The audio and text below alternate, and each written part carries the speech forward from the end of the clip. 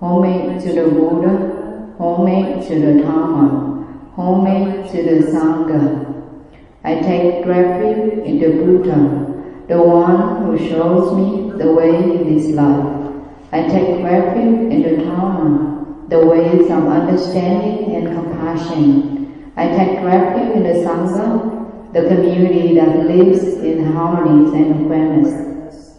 So welcome to our first meditation workshop. So we're gonna do it every week, but just on some day I will giving the talk. The other day we just come and we spend the time to practice together.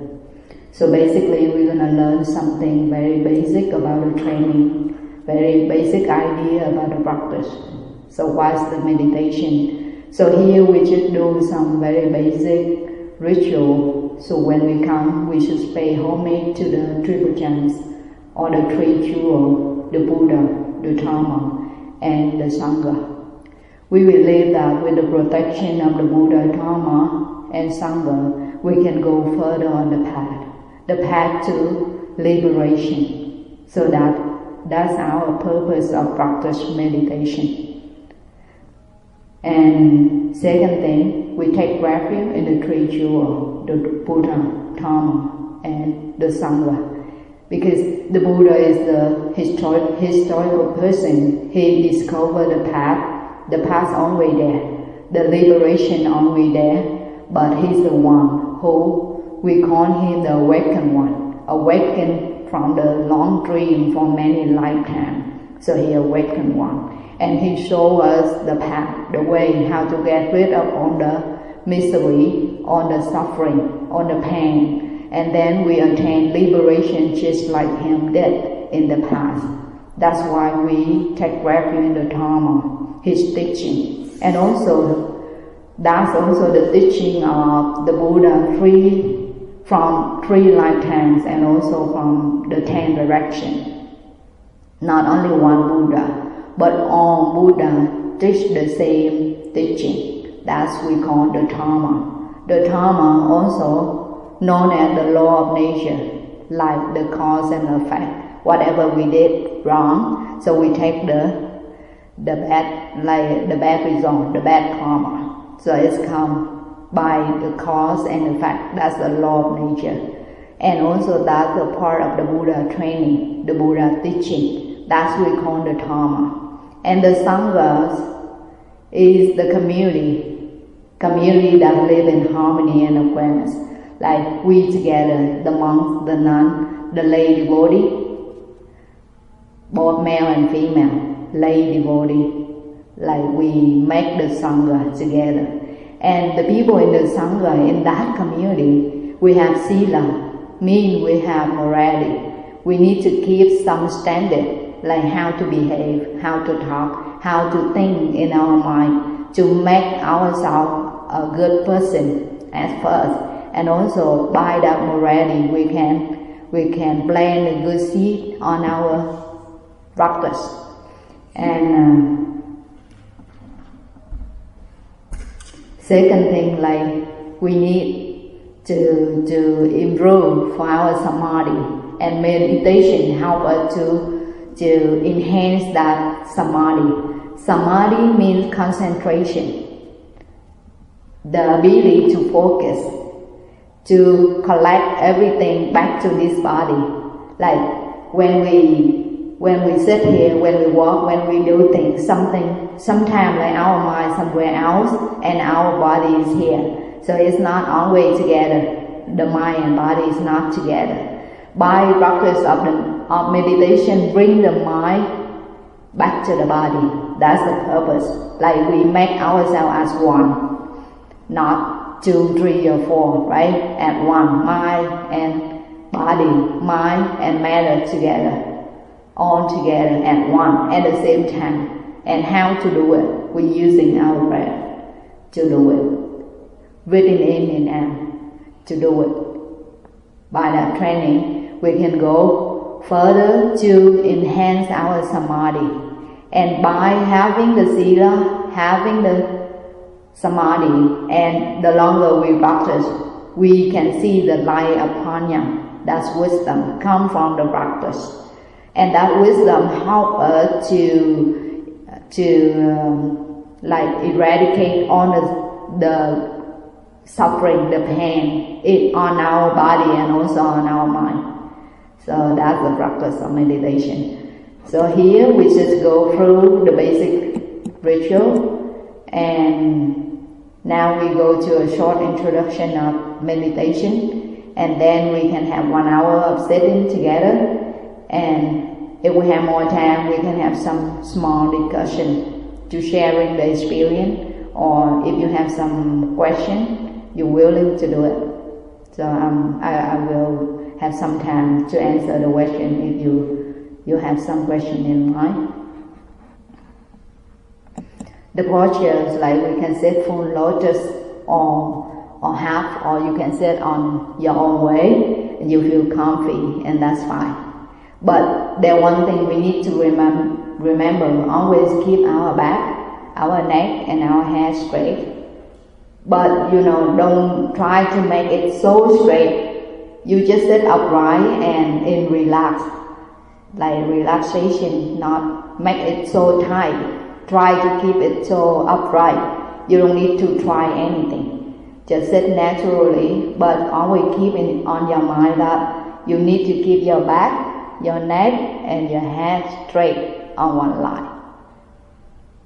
No matter how long we sit, no matter how long we're gonna sit, no matter where you sit on the mat, on the chair, on the floor, on your back, wherever, but always remember, like keep our back, right, our neck and our head on the same line, keep it straight all the time, and always relax, right, don't make your body so tight.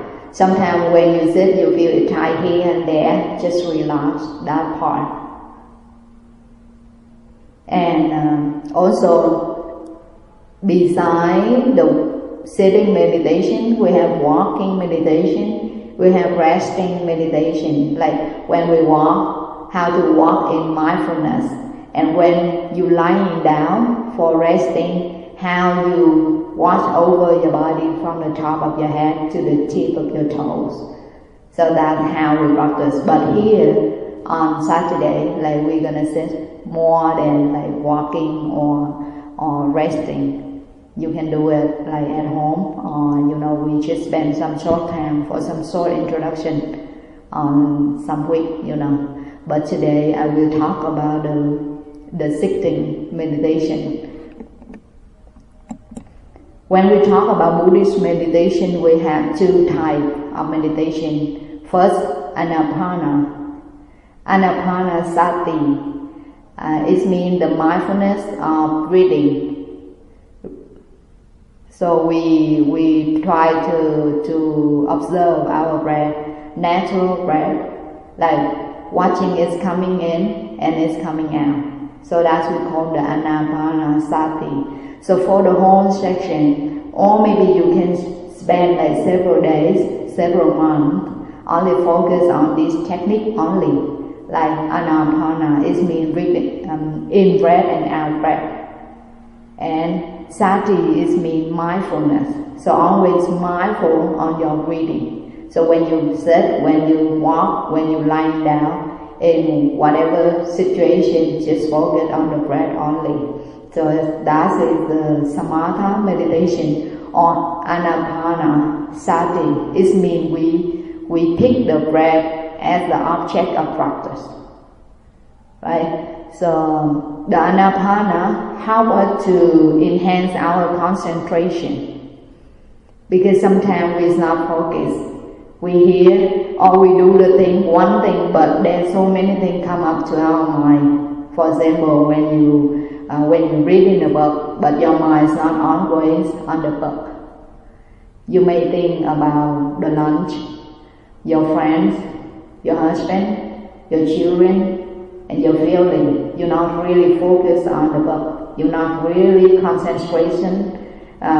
concentration on whatever you're doing at that moment. So by the practice of Anapanasati, help you to enhance that concentration, to enhance that capacity, like come back to the activity that you're doing at the moment only.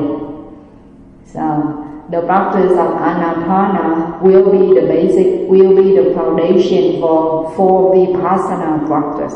Because Vipassana is the final goal that we practice and then we can attain a liberation like the Buddha himself. Because by that practice Vipassana, that's the only way we can, purify our mind to see what's really going on this body and on this mind. So, Anapanasati will be the foundation. That's why we need a good foundation. If you want to build a house, to build a temple, to build a church, you need a foundation, right? So the foundation of meditation practice is Anapanasati. Anapanasati, it's just very simple. Watching, observing your natural breath. In and out. Breathing in, you know you're breathing in. Breathing out, you know that you're breathing out. Breathing in by the long breath, you know your breath is long. Breathing out by the short breath, you know you breathe out by the short breath. But there's one thing we always need to remember. We breathe in by our natural breath. Never make it longer or shorten your breath. We never do it, right? And never imagine your breath that is coming and coming out. But you observe the breath as it is, like it's coming, you know it's coming. You breathe in, you know it's breathing in. And you breathe out, you know that you're breathing out. It's long, you know it's long. It's short, you know it's short. We try never to make it longer or shorten your breath. So that's the basic. Because it's always happened to many meditators. We try to make our breath longer, right? Because you feel pain on that part and you make it longer or you shorten your breath. That's not Buddhist meditation. It's not Anapana. Anapana is just observing the breath as it is, your natural breath. So it depends on the people. It's not the same at all. It depends on the people. Your breath may be longer, your breath may be shorter. It doesn't matter. But then, for the practice, we just bring our mind, our awareness, our alertness, our mindfulness to whatever happened on this body. And here we pick the breath as the object. So we focus on observing the breath only. Except for Vipassana, we need to move our attention to different part of the body. Right? That's Vipassana. But for Anapana, we only focus on the breath only. For the breathing methods only, not observing the whole body. When we come into Vipassana, it's a different story. Vipassana is mean to see things as they really are. I see you as you, the whole person. It means Vipassana. You see the flower as it is, the whole person of that flower. The whole existence, it means Vipassana. So the same thing applies to your body. When you see your body as the body, it's not something belongs to you. How to see your body as a body? It means you see the earth element in your body, the fire element on your body, the air element on your body, and also the water element on your body. And this body have different parts, like the eyes, the nose, like they all combine together to make this body exist. So vipassana, it means you need to see the matter of the body and also the quality of the body, like how this body exists.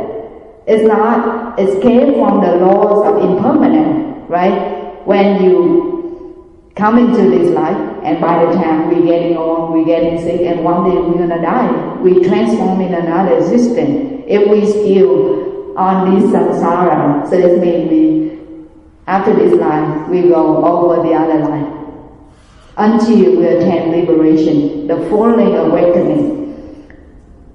So that's how we practice vipassana. Vipassana first, it means to see things as they really are.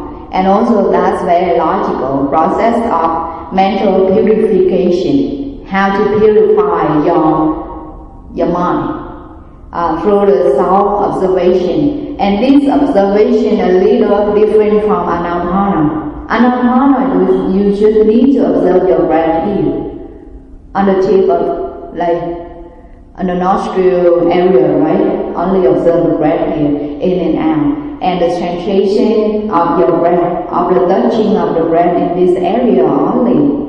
But by practice vipassana, you have that skill already, and then you move your attention from the top of your head, part by part, piece by piece, from left to right, from up to down, or right to left, whatever you can do. You know, you can choose, but observing every part of your body and not like discard any part, like just part by part, from big part and then to smaller part. Every cell that you can feel in your body, the sensation, and you see the nature of changing on every part of the body, to see the thing as they really are. That's the meaning of vipassana.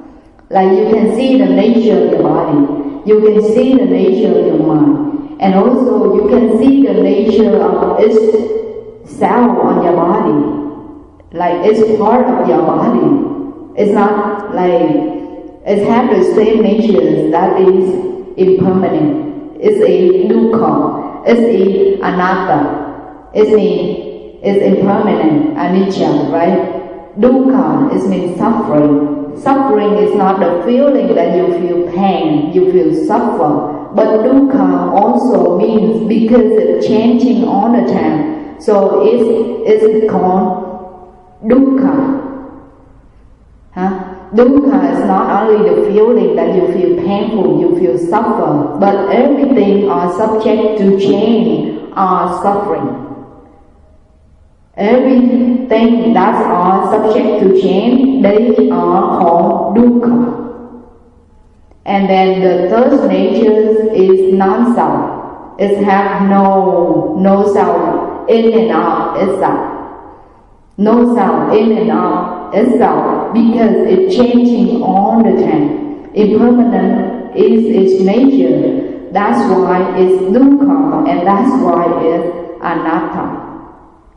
So keep those understand within your mind when you practice vipassana, when you observe different parts of your body and you see the nature of impermanence, the nature of dukkha, the nature of non-self or anatta within your mind, within your body. And by that understanding, that's called panya, that's called wisdom. And with that wisdom, help you to purify your mind.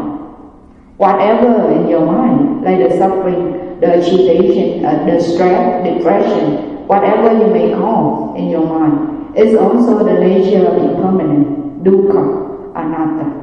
It's not define your being. It's not define your identity. It's just coming and going, it's just coming and going. So you experience that on your mind and mental level. You escape from all the suffering that you experienced for a long time already. So now, by the practice of meditation, we just use our breath, use our body as a tool. Like you watching the nature of impermanence, the nature of dukkha, the nature of anatta on this body, on the breath only.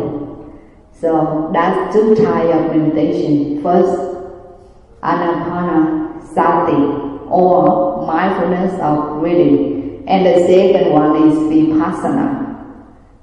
It means like we try to observe things, to see things as they really are. Observe things as a whole being. Observe yourself as a whole person, as a whole existence. That's it. To see the true nature of yourself, like your body, your mind, and also the world. We have the same nature. That's all impermanent.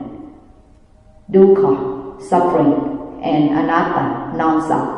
That are three things that we keep in our mind all the time. We need to keep that understanding within our mind first, and then we experience on the level of the body, on the level of meditation practice.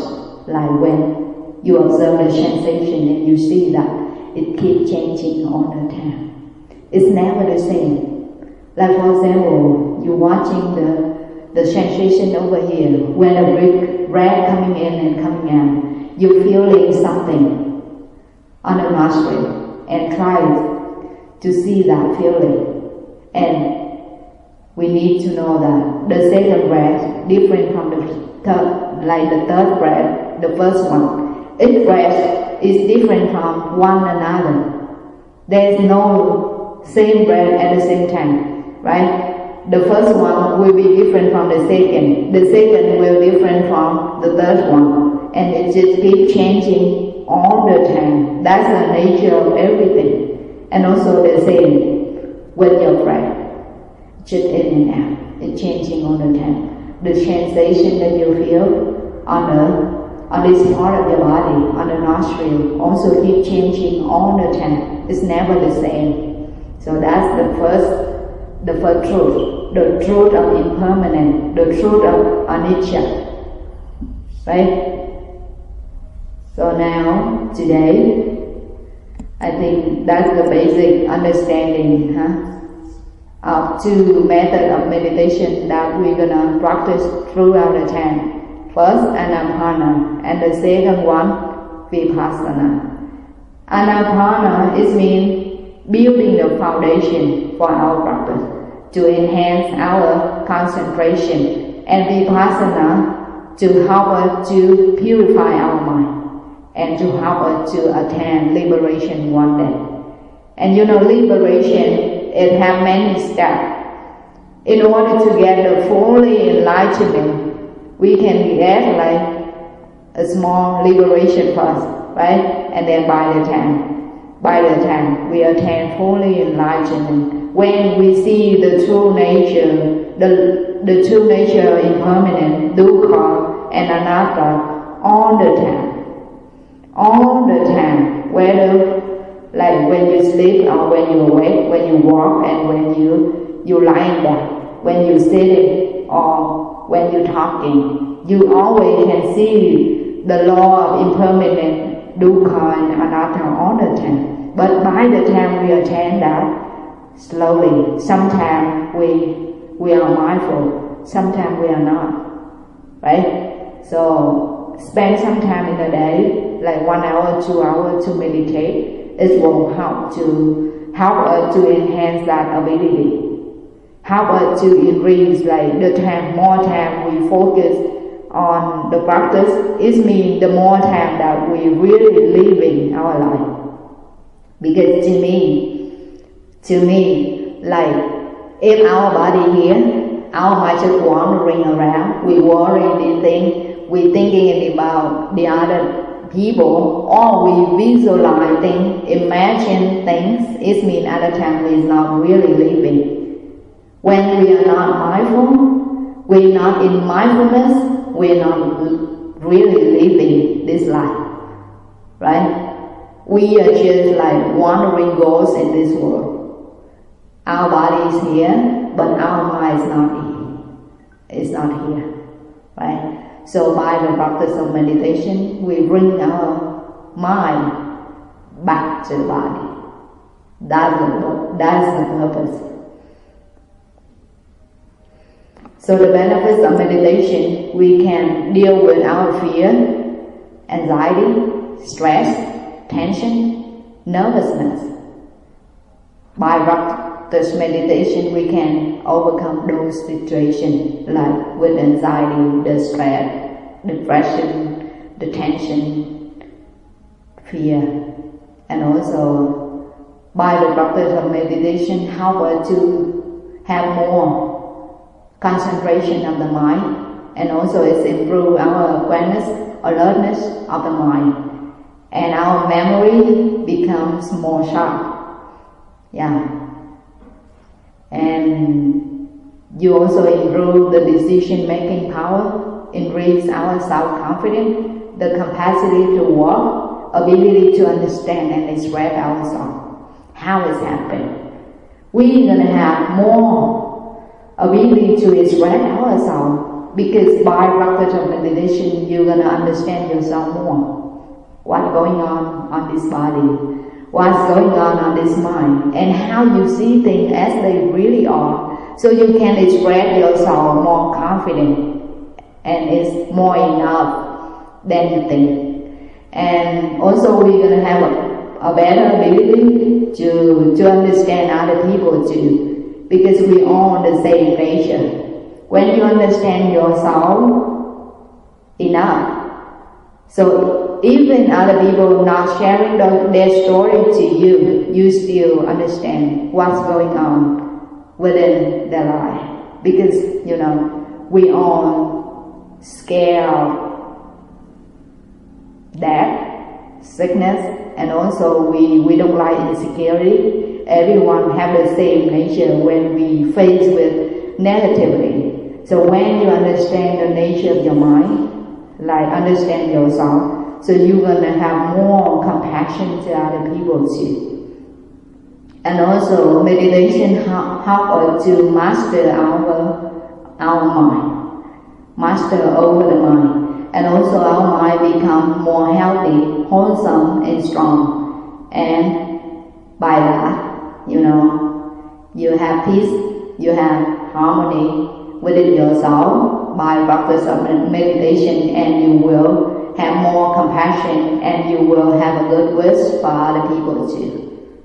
So that's the benefit of meditation practice, either anapanasati or vipassana.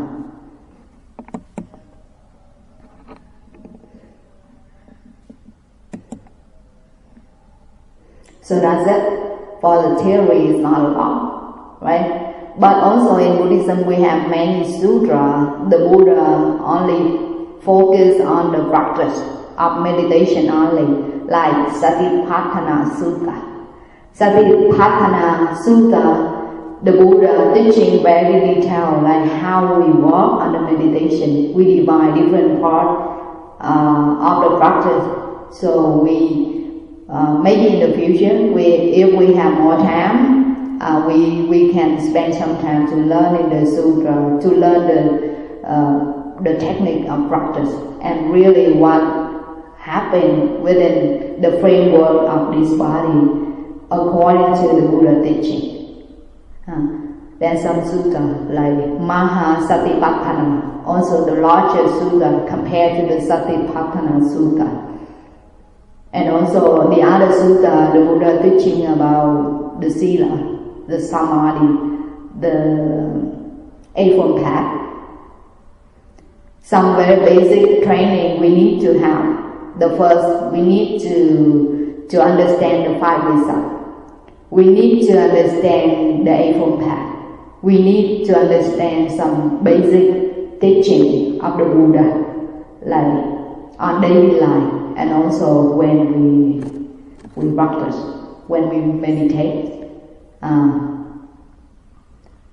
So that's it for my talk today. So we're gonna share the method, and then we will practice together. Reciting the trainings, practicing the way of awareness, give rise to benefits without limit. We vow to share the fruits with all beings. We vow to offer tribute to parents, teachers, friends and numerous beings who give guidance and support along the path. Thank you.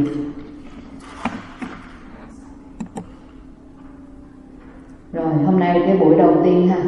Hôm nay cái buổi đầu tiên thì Nguyên Hiếu chỉ nói sơ qua những cái khái niệm cơ bản trong thiền tập thôi. Thì đây á, là cái buổi mình gặp đầu tiên, cho nên mình nói nhiều một chút xíu thôi. Nhưng mà có những buổi khác đó thì mình tới là mình dành thời gian để mình ngồi với nhau nhiều hơn. Rồi cái buổi nào mà Nguyên Hiếu cần nói đó thì Nguyên Hiếu sẽ báo trước ha.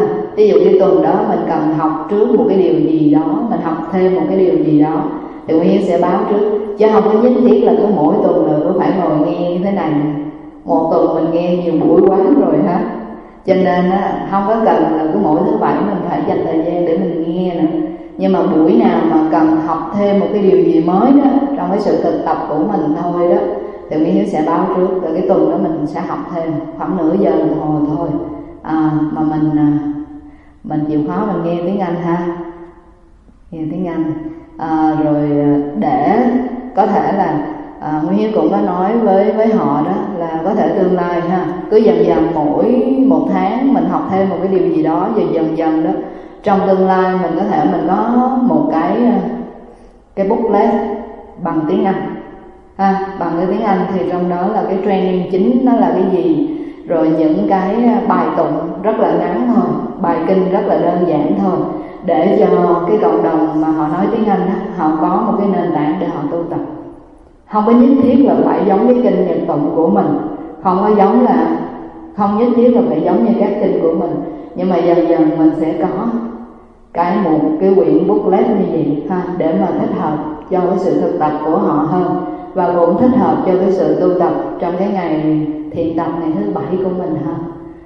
Thì vừa nãy thì Nguyên chỉ nói về hai cái phương pháp thiền tập cơ bản đó, đó là Anapana hay là niệm hơi thở đó. Anapana Sati là niệm, Anapana tức là hơi thở vô, hơi thở ra. Mà niệm hơi thở này nó giúp mình tăng trưởng định ha. Mình Phật tử thì mình biết rồi, mình có tam quy, mình có ngũ giới, đây là phần giới. Mình tu tập 10 thiện nghiệp, đây là phần giới. Một người mà tu tập muốn hướng đến cái sự giải thoát thật sự mà không có giới đó, không có khả năng đi xa. Mà có giới mà không có định đó thì cũng không có đi xa được. Thành ra giới, định, tuệ là ba cái chinh bạc ha, ba cái chinh bạc mỗi một người tu đạo mình phải có. Giới là cái người Phật tử mình biết rồi, mình thọ tam quy, mình trì ngũ giới, thỉnh thoảng mình giữ bát giới, rồi mình tu thập thiện nghiệp, đó là giới của mình. Giới của mình nó luôn luôn được trọn vẹn đó, nó luôn luôn được viên mãn thì cái con đường tu của mình nó mới xa. Rồi Anapana đó là nó giúp cho mình tăng cái sức định của mình lên, tăng cái sức định của mình hơn. Cái sự thực tập Anapana nó đơn giản lắm, chỉ quan sát hơi thở vô, hơi thở ra thôi. Mà nó vô sao biết nó vô vậy, nó ra sao biết nó ra vậy, chứ không có kéo dài hơi thở. Hơi thở mình nó bình thường như thế nào thì mình cứ quan sát nó ha. Nguyên Hiếu thường nói chỉ đặt cái biết vô hơi thở thôi, chứ không có kiểm soát, không có control cái hơi thở, mà chỉ đặt cái biết của mình trong hơi thở đó thôi. Thở vô biết thở vô, thở ra biết thở ra, thở vô hơi thở dài biết là hơi thở dài, thở ra hơi thở dài biết hơi thở dài, thở vô hơi thở ngắn biết hơi thở ngắn, thở ra hơi thở ngắn biết hơi thở ngắn. Chứ mình không có tưởng tượng cái hơi thở đó là dài hay là ngắn. Mỗi người đó có cái nhịp thở nó khác nhau, không ai giống ai. Mà cái hơi thở đầu tiên, hơi thở thứ hai của mình nó cũng khác nhau. Mà trong Anapana đó là thỉnh thoảng trong cái thiền chỉ của mình đó, hồi xưa mình hay học là đếm hơi thở đó, thở vô thở ra đếm một, phải không? Mà thật ra nó không phải là đếm ha, nó là biết một. Thở vô thở ra biết một, thở vô thở ra biết hai, thở vô thở ra biết ba, thở vô thở ra biết 4 cho đến 10 rồi trở lại thở vô thở ra biết một. Quý vị có thể thực tập bằng cách sổ tức là đếm hơi thở như vậy, biết hơi thở như vậy. Hoặc là có một cách khác là sao? Không có cần đếm, thở vô biết vô, ra biết ra, vô biết vô, ra biết ra vậy thôi, không cần đếm, mà phải theo sát hơi thở như vậy, nó không có miss cái chỗ nào hết. Thì đó gọi là Anapana ha. Thì cái thế ngồi Nguyên Hiếu cũng khó nói qua lại, mình có thể ngồi kiết già bán vàng ngồi trên ghế, nhưng mà nhớ một điều phải nhớ đó là giữ cái lưng của mình, cái cổ và cái đầu nó luôn thẳng nhưng mà không phải cố thẳng. Cố thẳng là sao? Rướn là nó cố thẳng, mình không có rướn lên mà mình thẳng một cách tự nhiên. Mà thẳng cũng không cần phải dựa nếu như mình không có phải đau lưng. Khi mà đau lưng đó mình dựa, nhưng mà mình cũng phải để ý vô cái sự thẳng đó của mình. Trong cái sự thẳng đó nó không có phải cố gắng, mà nó cũng không có phải là cái kiểu dễ vui. Dễ vui là sao? Mình thả rồi mình eo qua bên này, mình eo qua bên kia mà không có để tâm vô, đó là mình dễ vui. Còn nếu mà cái thẳng đó mình cũng không có cần phải giữ ráng cho nó thẳng, tại vì khi ráng vậy thì sao? Mình không có ngồi lâu được, không thể nào ngồi lâu được hết. Cho nên nhớ ngồi thẳng nhưng mà không có cố thẳng, và trong trạng thái là lúc nào cũng phải relax. Mà trong suốt thời gian ngồi thiền, nếu mình cảm thấy cái chỗ nào nó bị thay, cái chỗ nào nó khó chịu thì sao? Mình phải thư giãn cái chỗ đó ra, thả lỏng cái chỗ đó ra. Đó là như vậy ha. Rồi qua Vipassana tức là bắt đầu không chỉ tập trung ở hơi thở này, mà di chuyển sự chú ý của mình từ đỉnh đầu cho đến đầu cái ngón chân, đi từ trên xuống dưới, từ dưới lên trên, từ trái qua phải, từng phần của cơ thể, không có phần nào mình bỏ hết, thì cái đó là Vipassana. Mà khi thực tập Vipassana đó, mình phải nhìn thấy ba cái tính quan trọng, nhìn thấy tam tướng, đó là vô thường, khổ và vô ngã. Phải thấy cái sự thật này ở trên thân, phải thấy sự thật này trên thân qua con đường nhìn thấy các cảm giác nơi thân. Nhìn từng phần mình sẽ thấy các cảm giác, và các cảm giác này nó là thay đổi, các cảm giác này là vô thường, và nó bản chất của nó vô thường như vậy cho nên nó khổ và vô ngã. Cái này mình học kinh tạng đó, mình thấy rất là nhiều ha. Và bây giờ đi vào con đường thực tập đó là mình kinh nghiệm trên thân thật sự. Chỉ có kinh nghiệm trên thân thật sự và nhận ra cái bản chất vô thường, khổ và vô ngã này mới làm cho mình thanh lọc được tâm, giúp cho mình thanh lọc được tâm và đoạn trừ được phiền não và chứng nhập được niết bàn.